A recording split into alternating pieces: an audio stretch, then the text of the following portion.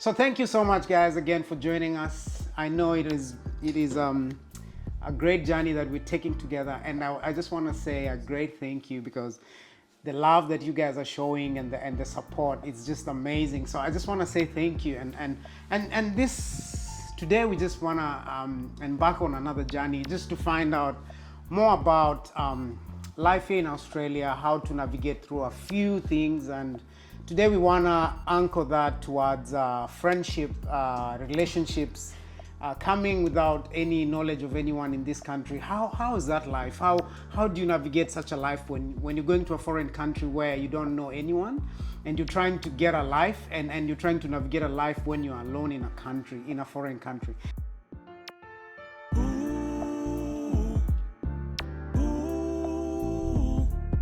Connect, connect, connect, connect.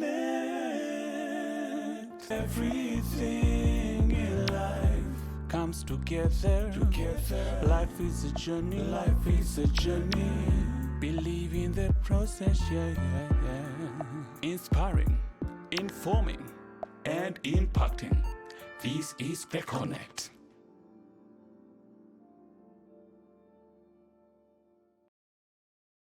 This day we're joined by Claire. Claire, karibu sana. Thank you. Thank you for joining us. Thank you for accepting this invite. On the Connect, we're always humbled and privileged just to share people's story, because it's not my story, it's your story. So today, just enjoy as you give us your story. Just take us through your life. So we're gonna start where it just began. How did you even think about going to Australia? Deep end. So hi. How did I think of Australia? So I did A levels in Kenya, and with IGCSE, most people would be going abroad for uni. Yeah. Most of the people I went to school with, though, ended up going to UK. Oh wow. I actually even applied to UK. I got biochemistry, something like that, some course or degree, but I didn't like it. Okay. So my dad had that Australia is actually quite good in terms of the cost of living, Yeah. in terms of the weather. Okay. So he came and pitched an idea and said, look, have you thought about maybe Australia? Have you thought maybe, instead of UK, and doing something within the medical field? Because I wanted to do medicine. Yeah. Wow. I did initially. But I ended up finding out that actually what I really wanted to do was nursing. So he pitched the idea, but he said, look, it's up to you. It's your life. Yeah. If you want to do nursing, I think that's the best place to go. So I ended up going to Aussie and then talking to those people there.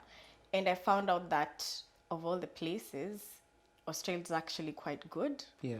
Reputable actually for getting a job after you complete uni. Okay.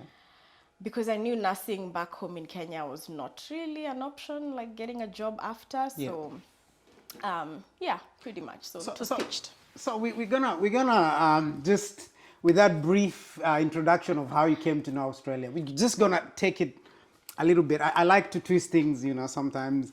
Who's Claire? Okay, so Claire is a girl who came here when I had just turned 20, literally within 3 days of turning 20 years old.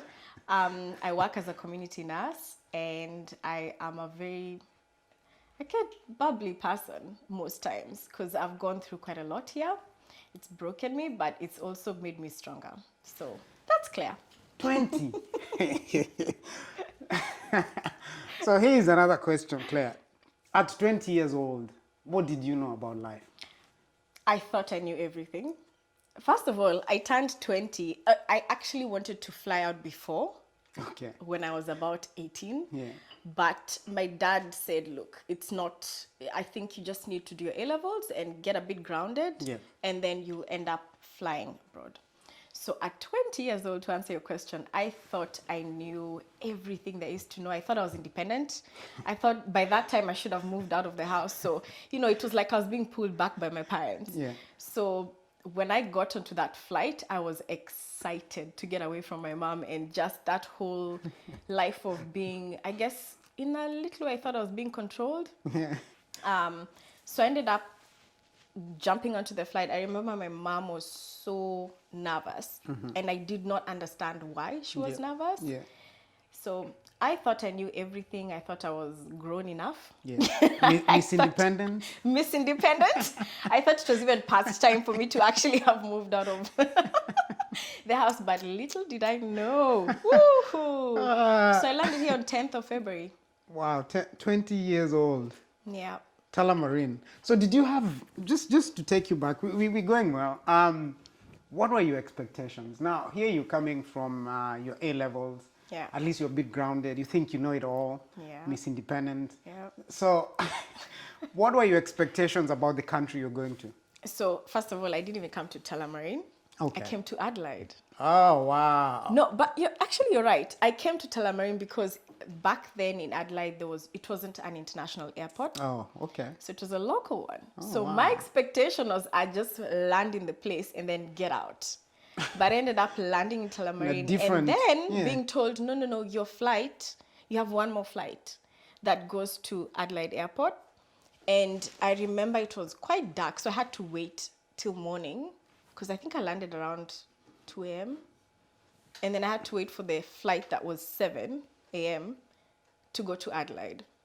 So what did that actually do to you now? Because you're coming thinking you're going straight to where you're going. Yeah. And then now oops.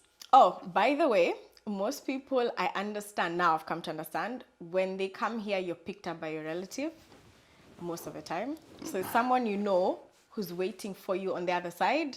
Now, remember when I said my mom was nervous? I didn't understand why, but I think maybe, I can see why. Now, for me, I was this person who was dying to get out of the house. By the time I landed at Talamarine, I was like, I'm almost there. So I got excited. I bought my Hungry Jacks, sat there. And then when I landed in Adelaide, I was told that there's a lady who my mom had met who was supposed to pick me up. So wait. So all along you're planning your journey, you don't even know who's going to pick you up in the airport. No, I hadn't met her. Okay. We're coming back to that. So on that flight, what expectations or what were you looking forward to this country? What are the aspirations or the dreams? Or you're like, oh, if I go there, what expectations did you have for Australia or coming to Australia? I actually thought I was coming to a uni that looks like the US. What you see on TV, where you have the fraternity and what they call sisterhood groups and stuff. I was excited. I was like, you know what? I'm even gonna probably join one of those sorority clubs. Sorority, that's the word. And and then I'm gonna be, dancing, and that's what I actually honestly thought. So is Clare a good dancer? I know. But I wanted to be, how they do the whole diva thing and you have all this group of people and you grow up with them. But yeah, it was completely opposite. So people, if what you watch on TV out there and think that's the reality, Vitu kwa ground is different. Anyway, It's so different. Moving along. Completely different. So when you landed in Talamarine and then you had to find out you actually have to catch another flight, Yeah. what did that do to your expectations, or did that start showing you that this is not what I thought is what I was coming to?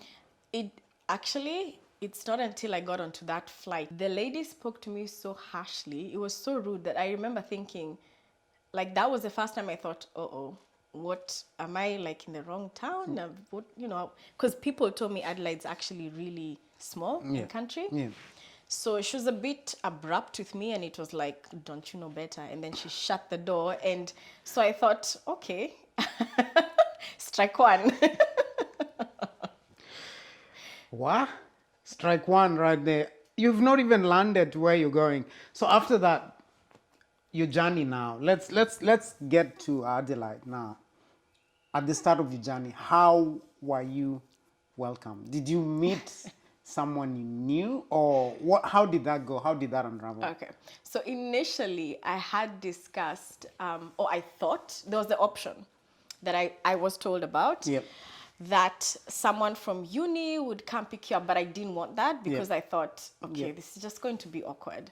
So my mom had a friend of a friend of a friend whose daughter had been there for years, and so she offered, and she's like, I'll come pick her up. Only problem though is I had never met her. So My expectation, I really quite didn't have any, because I thought if someone comes to pick me up, Yeah. it's good. Yeah. But I thought it was going to be a small airport where, you just jump out and then you get to see them. I didn't also know although I had traveled before, but not that much. Australian customs is, wow, it's gruesome. So I got here and, you go through the whole checkup, and then getting to find the person was, because I didn't have a line. I didn't have a phone that works. Yeah. But because she had seen my picture and I had spoken to her before, she had told me where she's going to be. So I just want you to sip your drink right there. This is very interesting. Sips drink. This is very interesting. So anyway, so you mean the person who's picking up doesn't even know how you look? Nah. How was that even? I think she saw my picture, but like we didn't have that proper conversation. And it was one of those where, Adelaide also didn't have so many African students at that time. Yeah. But even then, there's that bit that you start panicking, because you're thinking, is this person late? Are they, did they maybe go because my flight is somewhere in between? Maybe Yeah. they didn't know the time or something. Yeah. But she actually had the right time, and I spoke to her before I left. So she did have my picture, but I didn't know her to that extent of, for example, if you have your phone with you and you can access the person, you can talk to the person and you know where you're gonna meet, exactly where. But from my end, someone who's not been there before, I felt like most of the time I was on the wrong stop. I didn't know what's where. Yeah. But I came to understand that, everyone gets through the same exit. And she was going to stand there and wait. So she did. She was actually there an hour before. Okay, that was nice. So That was amazing. so this journey where you never know what's going to happen. So how did this unravel? Now remember, you're in a different country, you don't know anyone, and you're only 20 years old. How was that for you? I actually, back then, I was more excited to leave the house. Now, I would not even allow my daughter to do that. But back at that time, I was just excited. I was just like, I want to get to this world. Remember, I wanted to go to a sorority club. Yes, yes. So I was like, show me the way, show me where these people are, But when she picked me up, I remember we got into her car, and then she told me that she was taking me to a shared accommodation. Okay. And it's not where she was living. That is when it hit me that things are not exactly what I thought it was. Because the place we went to, it was one of those old houses, and you get in through the back. So it looked a bit dodgy because you had to go through some alleyway at the back. And then she dropped me, she put my bags there, and then she was like, I think you need to rest. And here's my number, and I'll catch up with you soon. Just wait. Just wait. So, coming from Kenya, JKI, Tullamarine, then Adelaide Airport, and then now you've been picked up, and then this is strike number 3, I think. No. We actually just strike number 1. Strike number 1. So you're going to a shared house. Yeah. So, how was that for you, and how did you feel at that point? Let me be honest. I will be as honest as possible. I've come from a really, I realized that I was very protected, very protected. Because I came from, a good setup is just 2 of us, and, we all have our rooms and stuff. And then I've come into a house where I'm being told there's 8 of us. Each person has their own room, and there's 2 bathrooms, and one is male, one is female. Now, I have to say this was not strike 2 because I did know 2 other people. When I was back home, my mom had arranged a lunch, very impromptu, very quick. And 2 girls from Adelaide were at home at that time. So we caught up for lunch, and she just wanted me to know someone, like in person. So those 2 ladies were living in that place. However, the expectation is different from reality because they were also working. They were busy. They were students. But it did help during that I do have someone I've met at least once. So they were there to, one of them actually was actually there to welcome me. And it felt a bit better. I guess, It eased cushioned. things a little bit. It eased things a little because, and she was really proactive. She said, look, I know you need shopping. That time you don't even know what you need. Yeah. And I'm like, no. But then she's like, yeah, you don't have soap and stuff, the necessities. I'm like, okay. So she was there to cushion that. And so she took me shopping. So before we go there, I want to understand your state of mind at that time, because you've made us understand where you're coming from and now where you're at. Yeah. So this is a shared house. Yeah. How was your first reaction to that? Remember, I wanted a sorority house. Yeah. So my first, I guess I was like, wow. Especially when I was told, look, this is a female bathroom. Yeah. And it's timed showers. Yeah. I was like, this is like, high school again. And I remember even asking, yeah, but there's hot water, right? That's it. And also, I remember the kitchen was really filthy, like it was dirty, because you have other people, and all have different levels of cleanliness. So I remember being told that this is where you cook, and the highlight, this was strike two. When I was told that this is your section in the fridge, yeah, this is where you put your food, and it's a small shelf. And you don't take from anywhere, but this is it. This is and then your you also section. have your own dishes. Yep. You have your own dishes, you have to put them there. And this is it.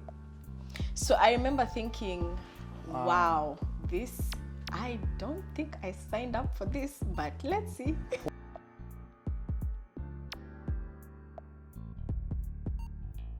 Hi everybody, and welcome to another great episode of Wise Up. Today we're gonna talk about the country Australia. Did you know that mainland Australia is the world's largest island but also the smallest continent?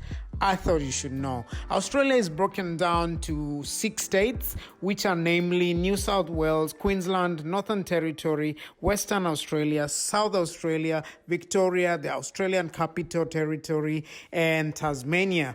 When you're coming to study, you might end up going to either of those states, and it's always good to find out where you're going, how's the state like, how's the food, how are the people, how are things there, so that you don't end up surprised. And it's always good to remember that Australia is one big country but divided in different states, and it has actually different governments and different rules. So before you board or before you migrate, it's always good to find out which state or which territory are you going to and how is life going to be there for you. So thanks again, guys, for always watching, for always subscribing, and always sharing our stories, and we'll keep bringing you great stories, and I shall catch you guys on the next episode of Wise Up.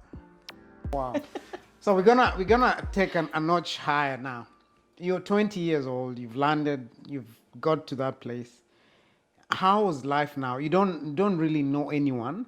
How did you navigate about getting to know people, getting to know friends, moving around, and just life in general as you got to Adelaide now?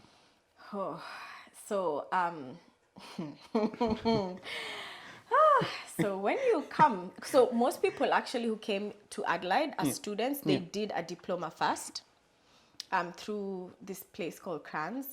I was one of the few ones who went straight into uni. Yeah. So they tell you that when you actually you're supposed to come in for orientation a week or two before when your classes start. Yeah. Miss Clare here did not take that too seriously. So what I did is, because remember I had that friend of mine, there were two of them, but there's one specific one, and she was busy going to work, which is good. And she said, if anything, I'm downstairs, you need it, you name it. Now, I remember thinking, I'm here on my own and I need to figure out my way to uni. And so I looked up where my uni was, and it was on the other side of town. So basically I had to take a bus to the city and then another bus all the way to the complete other end of town. So what I told myself, I was like, orientation, is there for 2 weeks. So instead, I'll take my time. I'll just take my time. I'll just take it easy. Yeah. And I remember there was a girl I had bumped into. I think it was a week before I came here, but she was also coming to uni as well. okay. So we're two newbies. And I Yeah. asked her which uni she's going to. She said it was different. That one was closer to the city. Okay. So I decided to go to the city and check this uni out. Your friend's uni. Yes. Oh, wow. That Wow. was where I actually met two of my very good friends because Okay. they were serving free pizza. Okay. Uh-huh. So students as well? They were serving, the uni, that uni was it was having their orientation week. Okay. So they were actually serving free pizza, and I decided I wanted to get free pizza and try and get to know people. Yeah. So I'm an extrovert. Yeah. That really helped, but it's not everyone who's the same. But I guess that did help me to an extent because, getting to introduce myself to people it's not difficult. Yeah. It's for not me, hard yeah. for you. Yeah. So for me that day, I was like, "There's free pizza. Why Yeah. not? Let Yeah. me go meet people." And I ended up talking to a few. There were about 3 Kenyans. Okay. That's why I met 2 friends. But then I later found out that I had missed a very vital bit of my orientation. So we're gonna go back to where the friend offered to take you shopping, right? Okay. So, did you have any money? And we want to understand the journey of you being alone and maybe not having money for soap. You didn't even know what you needed. So, how Yeah. was that journey? So, okay, again, I was very sheltered, which is not bad. I guess my parents did the best they could. But I noted that there are some things I feel like I had to learn quick. Like I had never shopped for myself. Okay. I'll be honest, I'd never shopped for myself. So when I came, I was given a bit of pocket money. Okay. Now, the aim was, I knew, and the plan was, and why I picked Australia is because I could see when those 2 girls came for lunch, they looked so good. They told me it's not easy. And, just to take, like, it's a process. But I wanted to be independent. I wanted to buy myself stuff. So they gave me pocket money enough for shopping. And they were, it was that whole idea of, we'll just give you what you need for the next 2 weeks. And then when you're done, just let us know. But even then, it was quite a lot because I remember it was exchange and my mom brought it in AUD. Yeah. And I did not understand the value of money. So when I went shopping, I didn't even have a list. I went just picking stuff because I'm seeing things at $3, $2. You've come from, 210. Yeah. So $3 is quite cheap for you right now. So at that time, I'm like, but at the same time, with food, I did not do the whole conversion rate thing. Yeah. Because, I don't know why, I just didn't do it because I thought, it's a necessity. Let me just get what I need. So I did a bit of shopping. But I do remember when I was told the amount, I thought, okay, that's the few notes I had. Yeah. That's like half is gone. So I remember thinking, okay, now I need to calculate the conversion. And I think it was about 80 something at that time. Yeah. So yes, after that, I kept converting everything. And then from there, was that the first time you realized you need to be good with your money? At that point, I remember struggling because every single thing I did was converted. And even to the bus fare, because at that time you had this ticket that it's either one way is $2 or you have a $10 voucher that has like 5 or something. So I started calculating how much, which one's better. And then I'd calculate if I'm going and tapping it every time or, putting it in every time, that it's cheaper if I actually go either 2 ways or like have to go the whole way. So anyway, I kept converting every single thing. And this is another thing I didn't mention. So my mom convinced me that you're going to Australia, so you don't need many clothes. Wow. So you just carry light things and you go shopping. Yeah. When you get there, you're going to shop. Don't worry, we'll get you there. Don't worry, we'll give you the money. When I got here, I looked and converted the price of clothes. I was shocked. So I didn't end up buying clothes for quite a while. So were you using, or were you having the same clothes all the time? Yeah. Oh yeah. And for me it was like big deal, I'm just here, I'm new. So I had bought, I remember it was February. So it was summer, luckily. I did need so many different things. So I had like, the basic like vests and stuff. And I do remember though in Adelaide it was really hot. Yeah. So that particular summer I had jeans and the culture shock. I remember going to the city and people had really tiny shorts. I mean, I couldn't wear that way, but I thought this is quite warm and I'm walking a lot. So I definitely need more clothes that are better for this condition. So yeah, I just make do. And for me at that time, it was a shopping that was shocking to me. So I want us just to wrap up. I want you to look at you, maybe that camera, and maybe tell people key learnings. I know when you got here, you had your culture shock, but what were the key learnings that you learned? Well, I learned first of all that it's good to understand the value but not convert every single thing. Mm-hmm. I also learned that there's people around you. Even if you think you're alone, which I did in other stories to come, it's a process. And I also learned to trust the process because, well, for me, I was excited to come here, but there's so many bumps along the road that I thought, have I made the right decision coming here? Was it too early, like I was told? Am I sure about what I'm doing? But I'd say trust the process. And bumps never stop. They get bigger, but then how you handle things, it gets better with time. Wow. There you have it, people. There you have it. Just take one step at a time. No rush. Learn whatever you need to learn, but don't stay there. Move on.